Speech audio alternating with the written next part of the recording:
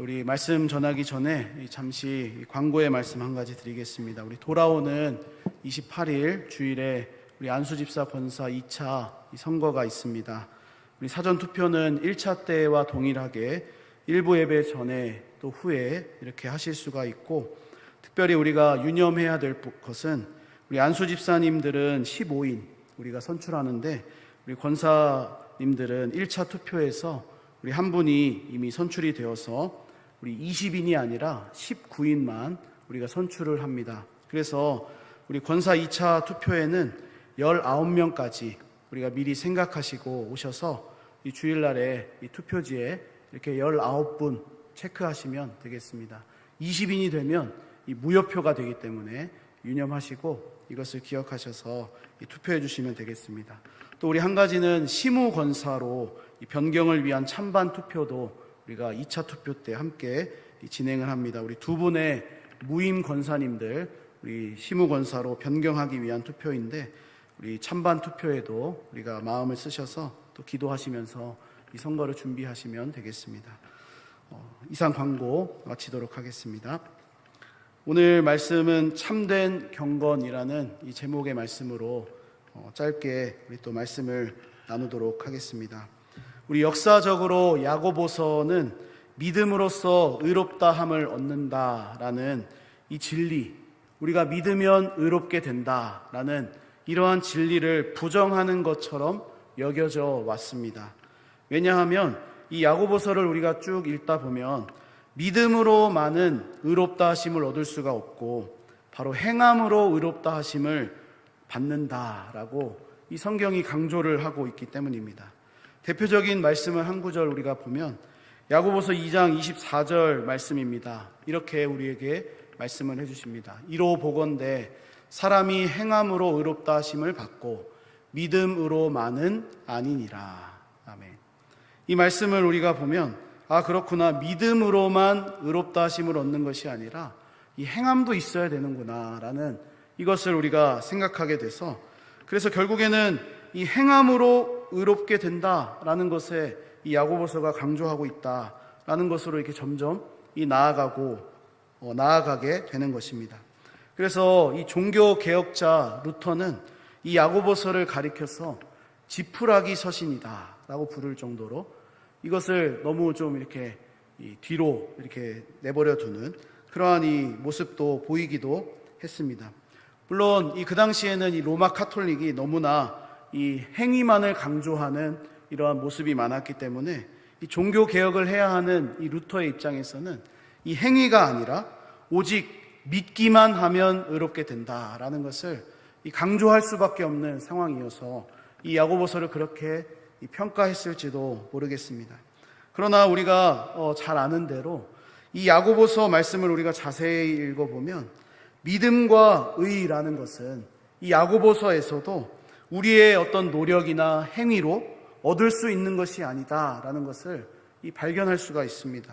하나님께서 우리에게 주신 선물이 바로 이 믿음이고 값없이 주신 것이 의다라는 것을 강조하고 있다는 것을 발견할 수가 있습니다.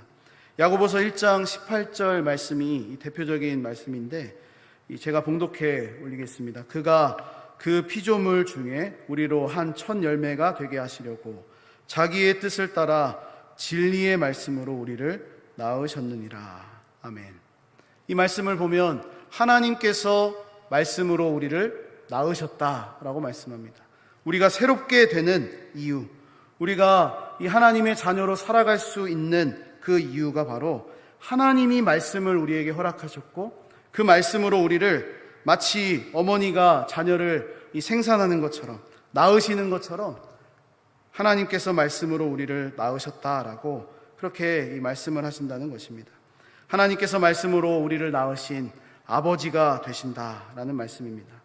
우리 아담 이후의 사람들을 보면 어떻습니까? 모든 사람들이 낳을 수 있는 것, 그 사람들이 행할 수 있는 것은 오직 죄와 사망뿐이었습니다.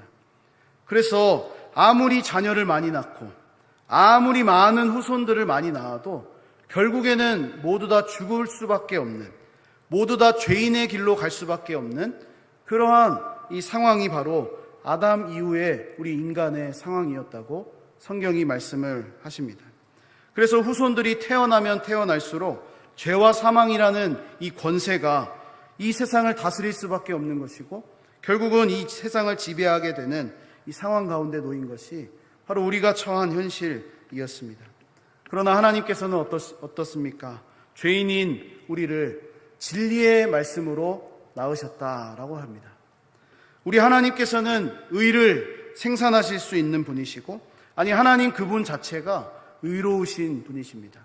우리는 사망과 죄밖에 나올 수 없는 존재였지만 하나님께서 은혜로 값없이 예수 그리스도 안에서 우리를 말씀으로 새롭게 하셨다라는 것이 이 야고보서가 이야기하고 있는 복음이라는 말씀입니다. 그래서 이 야고보서는 그것을 하나님의 뜻에 따라, 자기의 뜻에 따라 진리의 말씀으로 우리를 낳으셨다라고 이 표현을 하고 있는 것뿐입니다. 그러므로 우리가 야고보서를 대할 때 이 행함으로 의롭다 하심을 얻을 수 있는 것처럼 이 말하고 있다라고 볼 수도 있겠지만, 이 그것만을 우리가 생각하는 것이 아니라, 아 그렇구나, 진리의 말씀으로 나아진 우리, 나음을 받은 우리가 어떻게 살아가야 하는지, 믿음 이후에 이 행동과 순종에 관심을 갖고 있는 책이 성경이 바로 야고보서다라는 것을 우리가 생각해야 한다는 것입니다. 그래서 우리 눈에는 이 야고보서가 행함을 강조하고 있는 것처럼 보이지만 사실은 그 이면에 이 믿음이라는 것이 깔려 있다라는 것입니다. 믿음 이후에 이 순종과 행함을 어떻게 살아내야 하는지를 가르쳐 주시기 위해서 그렇게 말씀을 하신다는 것입니다. 정리하자면 이렇습니다.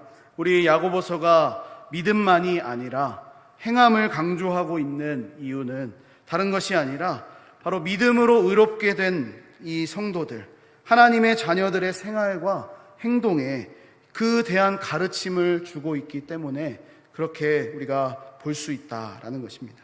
주 안에 사랑하는 여러분, 저에게 은혜가 되었던 것은 우리 하나님께서 자기의 뜻을 위하여서 우리를 말씀으로 낳으셨다라는 이 표현입니다. 우리는 죄와 사망을 낳을 수밖에 없는 존재였는데, 우리는 낳고 해도 결국에는 사망으로 갈 수밖에 없는 존재였는데, 우리 하나님께서는 하나님의 뜻 안에서 생명을 낳으셨고 복음을 낳으셨고 마침내 우리를 낳으셨습니다. 왜 이렇게 표현을 하는 것입니까? 우리가 아까 이 준비 찬양에도 이 부른 찬양의 가사에도 보면 나를 통하여 라는 이 가사의 제목이 있습니다. 나를 통하여. 우리를 낳으신 이유가 바로 하나님의 의와 생명이 우리를 통해서 흘러갈 수 있도록 하기 위해서 우리를 낳으셨다라는 이 표현을 사용하고 있는 것입니다. 그러므로 우리가 하나님의 자녀로서, 하나님의 백성으로서 우리가 하나님의 어떤 그 뜻을 이루어가고 자라고 그렇게 그 순종해 나가는 삶을 우리가 살아가기를 원하시는 그 마음이 바로 이 야고보서에 담겨 있다라고 할 수가 있겠습니다.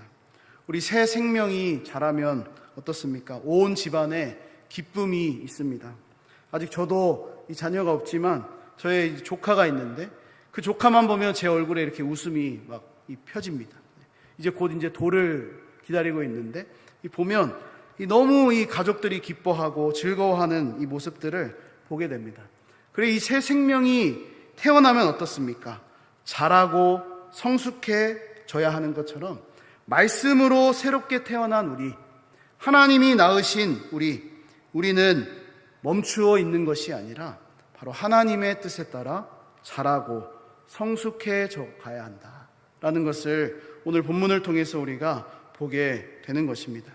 그래서 이 야고보서 말씀을 우리가 보았는데 19절부터 27절까지만 우리가 보았지만 사실은 이 전체 내용이 우리 신앙생활함에 있어서 어떠한 모습으로 성숙해져 갈 수 있는가, 우리가 대표적으로 말에 대한 말씀도 있고 또 사람을 차별하지 말라라는 말씀도 있고 또 그 하나님의 말씀을 우리가 받았으면 순종해야 된다라는 이 큰 어떤 야고보서의 주제들을 통해서 바로 하나님이 낳으신 우리가 경건의 모습을 가지고 이 땅에서 성숙해져 가고 또 자라가야 한다는 것을 가르쳐 주고 있다고 하겠습니다. 오늘 본문을 통해서 저는 세 가지 정도로 우리가 이 진리의 말씀으로 나음을 입었으니 우리가 어떤 모습으로 자라가야 하는지 생각해 보도록 하겠습니다. 첫째로 우리 말씀을 보면 속히 할 것과 더디 할 것 구분할 줄 알아야 한다라고 이 말씀을 하십니다.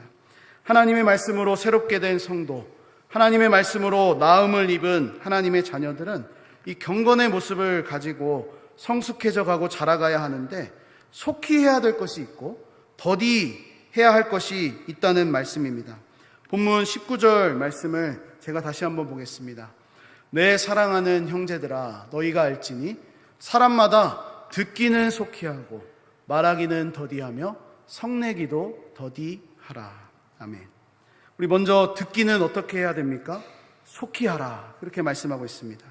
이것은 우리가 그냥 살아가면서 이 사람들의 말, 어떤 좋은 사람들의 선한 말, 물론 그것도 우리에게 은혜가 되고 또 선한 영향력을 줄 수 있지만 사실은 그것보다는 하나님의 말씀에 우리가 속히 반응해야 한다라는 것에 더 강조점이 있다고 하겠습니다. 이 속히라는 말은 다른 말로 표현하면 민첩하게, 즉시, 곧바로 이러한 의미가 있습니다. 하나님의 말씀을 받았으면 우리가 즉시 그 말씀에 순종하고 반응해야 하는 그러한 모습을 오늘 이 성경이 강조하고 있다는 것입니다. 우리 성경을 보면 아브라함을 예로 들 수가 있는데 창세기 22장 말씀을 보면 우리 하나님께서 아브라함에게 찾아오셔서 내 아들 내 독자 내 사랑하는 그 이삭을 데리고 모리아 땅으로 올라가라. 거기서 내가 내게 지시한 산 거기서 이르러서 번제로 드리라. 그러한 말씀을 하시지 않습니까? 그 말씀을 들은 아브라함의 모습이 어떻습니까? 성경에 보면 아브라함이 아침에 일찍이 일어나 즉시 순종하는 모습을 보여주고 있습니다. 아침에 일어나서 이삭을 데리고 가는 것입니다. 이것이 바로 하나님의 말씀에 이 민첩하게 반응하는 자세인 것입니다. 그래서 우리가 이 듣기는 속히 하라는 말씀은 즉시 혹은 민첩하게 이 움직이는 순종 이것까지 포함할 수 있다고 우리가 하겠습니다. 이것을 이제 바로 우리가 받았으면 바로 실행에 옮기는 그러한 이 말씀으로 받아야 하는 것입니다. 그러나 반대로 우리가 더디 해야 할 것이 있다고 말씀합니다. 바로 말하는 것에 대해서 더디하라. 성내기도 더디하라. 이것은 다른 말로 표현하면 여유롭게, 느리게, 더디게 한 템포 이렇게 쉬어가면서 우리가 말해야 한다라는 것을 강조해 주고 있는 것입니다. 전도서 5장 2절 말씀에서는 비슷한 말씀이 있습니다. 너는 하나님 앞에서 함부로 입을 열지 말며 급한 마음으로 말을 내지 말라. 하나님은 하늘에 계시고 너는 땅에 있음이니라. 그런즉 마땅히 말을 적게 할 것이라. 하나님께서 우리의 입을 막으시려고 하시는 것이 아니라 우리가 너무 이 성급한 말, 감정에 섞인 말, 분노하는 말, 성내는 말, 혹은 하나님의 영광을 가리우는 말을 하기 때문에 그것을 적게 하라, 더디게 하라. 오늘 말씀의 표현으로 빌리자면 여유롭게 하라, 한 박자 쉬어가라 라고 이 말씀을 하시는 것입니다. 이것은 우리가 하나님 앞에서 말을 적게 하라는 것입니다. 급하게 하지 말 것을 가르쳐 주시는 것입니다. 그런데 우리가 하나님 앞에서는 말을 적게 하지만 사실은 사람들 앞에서는 어떻습니까? 빨리 합니다. 아주 나의 감정을 다 쏟아내는 이 모습을 우리가 보이기도 합니다. 그래서 성경은 바로 하나님 앞에서뿐만 아니라 우리 사람들 사이에서도 우리 모든 관계에 있어서도 우리가 말을 여유롭게, 더디게 한 번 더 생각하고 이야기하는 것을 이 말씀을 하십니다. 오늘 본문에서도 한 번 더 강조해 주고 계신데 26절에 누구든지 스스로 경건하다 생각하며 자기 혀를 제갈 물리지 아니하고 자기 마음을 속이면 이 사람의 경건은 헛것이라. 그렇게 말씀을 하십니다. 우리의 말에, 우리의 혀에 재갈을 물려서까지도 제어해야 하는 것이, 다스려야 하는 것이 바로 이 신앙 경건의 한 측면이라고 우리 하나님께서 이 야고보를 통하여서 말씀을 하시는 것입니다. 우리 성경의 많은 부분이 이처럼 이 언어 생활에 대해서 또 우리의 말에 대해서 많이 말씀을 해주고 계십니다. 요즘 제가 즐겨보는 이 책이 한 권 있는데 이 설교자에 관한 책입니다. 그 설교자의 책에 관한 부분을 보면 이 설교 강단의 언어가 굉장히 중요하다라는 이야기를 하십니다. 이 저자께서 목사님이신데 그 말씀을 하시면서 오늘날 우리 한국교회의 위기와 또 어려움이 오게 된 것은 바로 하나님의 말씀을 전하는 목회자들 또 설교자들이 이 강단을 너무 가볍게 여기고 너무 이 설교의 언어가 너무 질 낮은 수준에 이르렀다라는 말씀을 하시는 것을 제가 읽어보았습니다.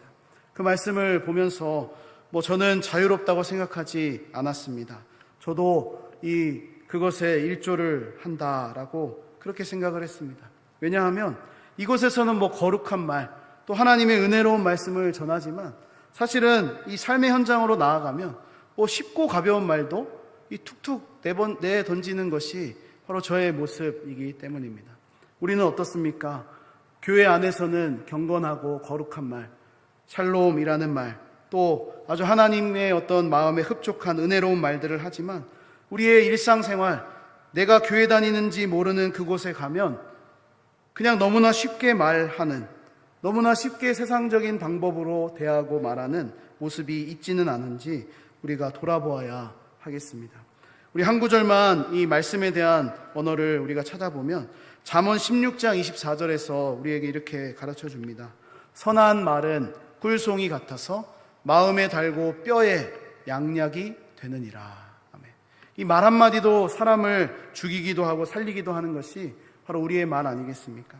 성경에 뼈에 양약이 된다라고 이 말씀을 합니다. 우리 이 뼈가 아프신 분들, 선한 말씀을 많이 하시면 또 그 말씀을 많이 들으시면 우리 뼈가 튼튼해지고 또 양약이 된다라고 우리 말씀 그대로 우리가 받으면 그렇게 이해할 수도 있겠습니다. 오늘날 우리 시대를 한번 우리가 생각해 보면 이 자기 표현이 강한 시대 아닙니까? 그래서 자기가 어떠한 생각을 가졌는지 이 회사의 면접을 보거나 어디 직장에 취직하기 위해서 통과해야 하는 가장 중요한 것이 바로 이 면접입니다. 그래서 1대1로 어떤 비전을 가지고 있는지, 어떤 생각을 가지고 있는지, 또 너의 어떤 꿈은 무엇인지 이렇게 묻는 이 시대가 바로 우리 살아가는 시대입니다. 좋은 회사, 또 아주 연봉이 높은 직장에 가기 위해서는 이 자기 PR을 얼마나 할 수 있느냐에 달려 있다고 해도 과언이 아닌 것입니다. 그래서 자기의 의견이 무엇인지 아주 똑똑하게 이야기할 수 있는 사람이 쿨한 사람이 되고 멋진 사람이 되고 성공한 사람처럼 우리가 생각하기 쉽다는 것입니다. 물론 자기 의견을 바르게 내세울 수 있는 것은 굉장히 건강한 이 자아를 가지고 있는 사람의 모습이라고 하겠습니다. 그러나 우리가 너무 이것을 확실하게 내세우면 그것이 보다 지혜로운 방법으로 부드럽게 갈 수도 있는데 너무 이 자기 표현이 강한 시대에 살다 보면 말을 함부로 하게 되고 또 너무 이것이 우리의 이기적인 모습으로 나가게 된다라는 것입니다. 그래서 요즘은 자기가 하고 싶은 말이 있으면 참지 못하고 인내심을 발휘하지 못하고 그냥 말해버려야 합니다. 이거 좀 갖다 주세요. 저기 비켜주세요. 물론 말 못하시는 분들도 많이 계시지만 이것을 해야만 하는 사람들이 많은 시대가 바로 요즘에 우리가 살아가는 시대입니다. 이러한 경향 때문에 생기는 문제가 있습니다. 그것은 다른 사람의 이야기는 인내심을 갖고 들으려 하지 않는다는 것입니다. 상대방의 말이 끝나지도 않았는데 지금 내 할 말을 해야 하니까, 지금 내 이야기가 더 중요하니까 말을 끊고 그 말꼬리를 잡아서 또 이 말을 계속해서 해 나가는 것입니다. 그리고 자신의 말을 함에 있어서 쉽게 흥분하는 경향이 생깁니다. 쉽게 분노하기도 합니다. 쉽게 우리의 감정에 치우치기도 하는 것입니다. 그러나 성경은 우리에게 가르쳐 주십니다. 말하는 것에 있어서, 듣는 것에 있어서 조심해야 한다고 말씀을 합니다.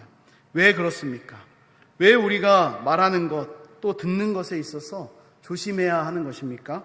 그것은 다른 이유가 아니라 바로 하나님의 말씀으로 인해서 다시 태어난 존재가 우리들이기 때문에, 하나님이 말씀으로 우리를 새롭게 하셨기 때문에 우리의 입에서 나가는 이 말도 우리가 변화된 말, 또 은혜로운 말, 또 이 정말로 사람을 살리는 선한 말들을 해야 하는 것입니다.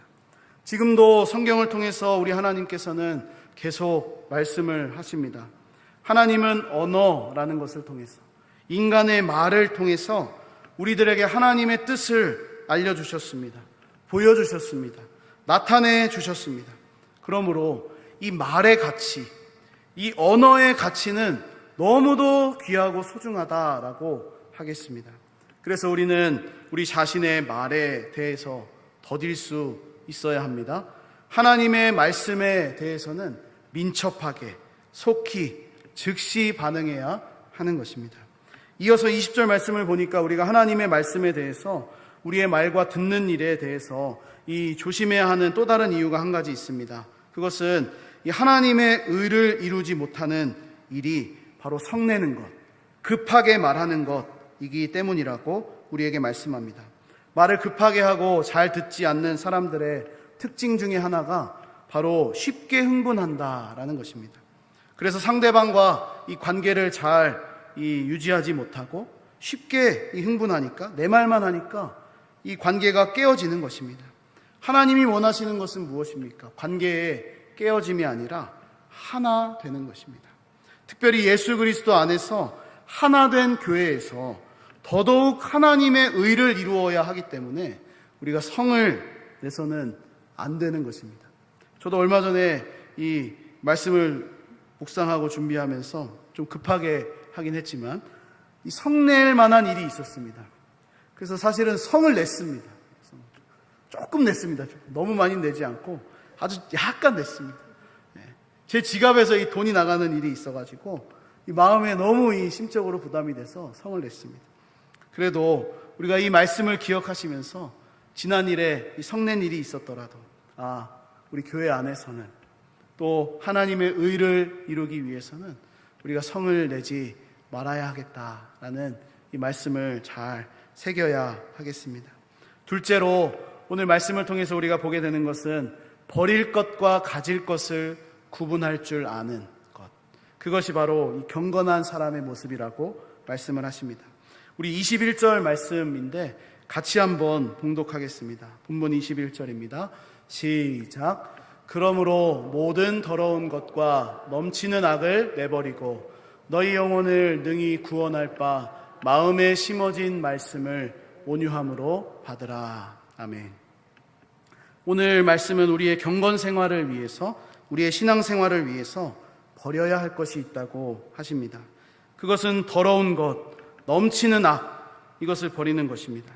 우리가 하나님의 뜻과 의를 이루지 못하는 이유도 바로 여기에 있습니다. 우리 자신의 이 내면 안에 사실은 죄와 넘치는 악이 여전히 존재하고 있기 때문에 우리가 이것을 버리고 퍼내고 이 비우고 비워야지만 이것이 가능하다라는 것입니다.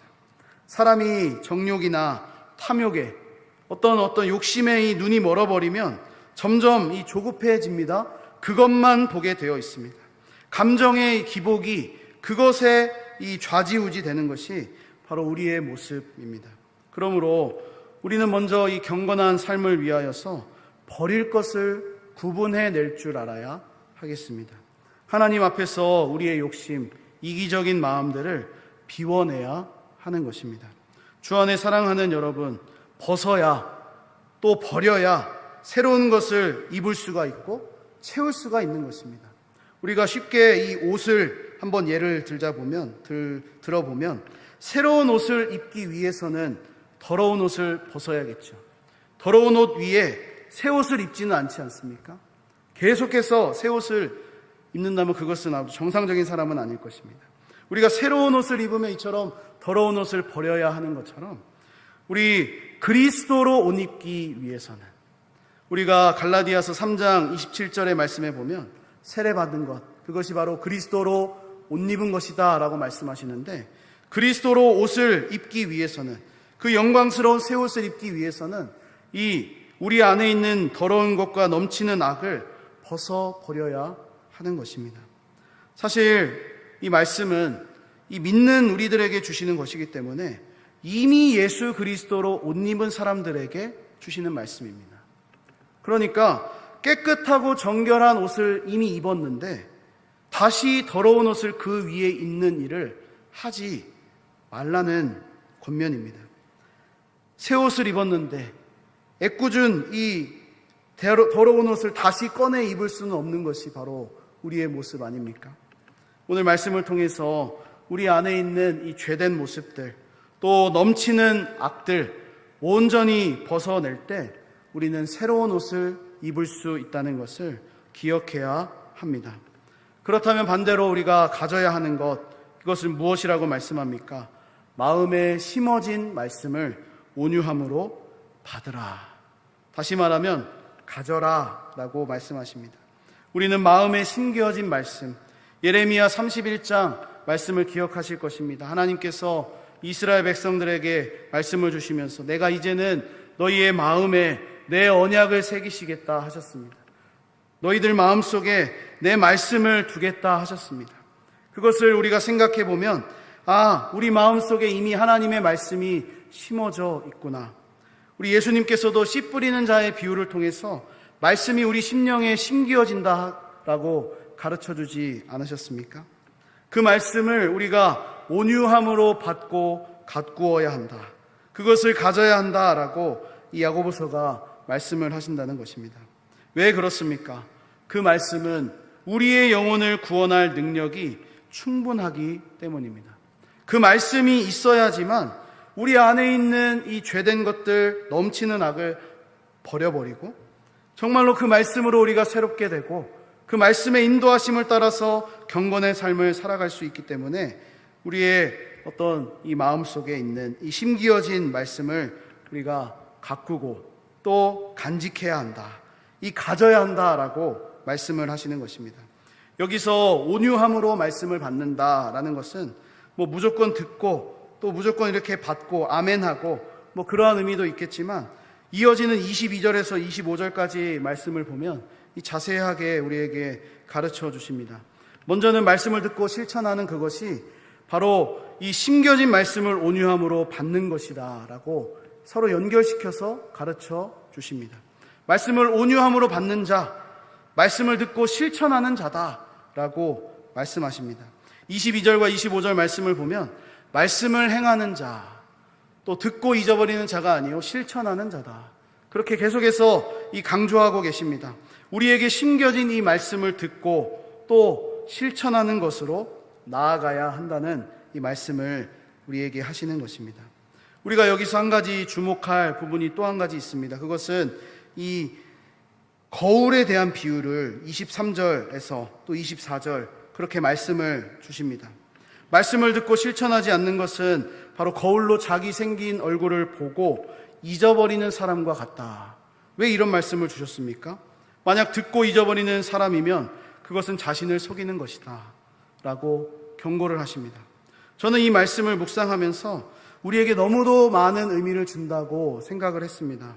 왜냐하면 기록된 하나님의 그 말씀이 바로 나에게 주시는 말씀으로 받아지고 믿어져야 하기 때문입니다.